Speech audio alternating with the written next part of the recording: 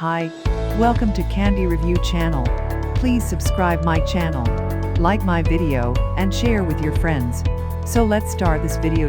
These days, high-performance SSDs for consumer PCs are so attractively priced that finding anything to set one apart from the rest is a welcome respite. Shopping for SSDs has been reduced, mostly, to parsing shades of value based on near-identical specs, prices, and warranties, assuming, of course, you're unwilling to throw a dart down the aisle and walk home with the drive box it pierces first.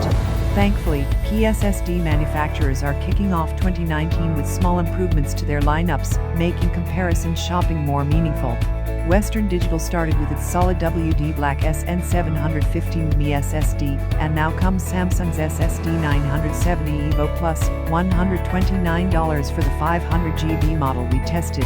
It addresses one of the few performance deficiencies of its SSD 970 EVO predecessor, and is less expensive too. It's our new editor's choice for high-end SSDs. Samsung's various EVO and Pro drives are available in 2.5-inch or M2 form factors, depending on the model. While the 2.5-inch size drives, which connect via the serial SATA interface and bus, are compatible with virtually any motherboard, the M2 size resembles a stick of gum and requires a special slot found on newer motherboards. M2 offers several advantages over 2.5-inch drives. Besides taking up less space, many M2 drives also push data over the PCI Express SI bus, which is much speedier than the older SATA interface that almost all 2.5-inch drives use. The SSD 970 EVO Plus is one of these PCI drives, making use of the NVMe transfer protocol to supercharge speeds. See our guide to the best PCI Express NVMe drives. How much speedier is PCI? The current PCI NVMe generation offers theoretical maximum speeds of around 3,500 Mbps, compared with just 600 Mbps for the SATA interface. Samsung's existing SSD 970 EVO and SSD 970 Pro drives, as well as competing SSDs from Toshiba, Western Digital, and other companies, come close to this theoretical PCI maximum speed, but only when they're reading data in sequential blocks, which can happen when you're accessing a single large data or video file, for example.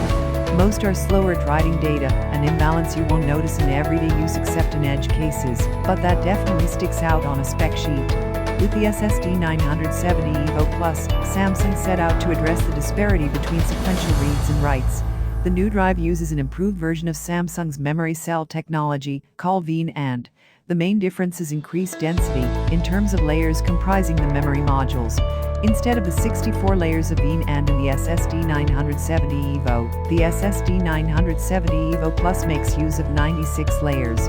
Add in revised firmware and other minor improvements, and Samsung claims that the SSD 970 EVO Plus improves sequential read performance by increasing it to the current PCI NVMe limit, and improves the ability to write random bits of data, such as when you're booting up your PC, by 57%. For help understanding SSD lingo, see Buying an SSD, 20 terms you need to know. So go the claims. The SSD 970 EVO Plus is just $129 for the 500GB drive we tested, which is slightly cheaper than the SSD 970 EVO, and hits the 25 cent per gigabyte mark almost on the nose. This is aggressive pricing for such a competent SSD. Just a year ago, you would have expected to spend at least 35 cents per gigabyte for this kind of performance. The non-Plus EVO may well see price adjustments as the EVO Plus comes onto the market, but 25 cents is a good per gigabyte target to aim for in this zone. The 1TB version of the SSD 970 EVO Plus pricing comes in at the same 25 cents per gigabyte, though the 250GB flavor is 36 cents per gigabyte. As noted above, the 2TB pricing has not yet been announced. These figures are nearly identical to those of the WD Black SN750 SSD at the same capacities.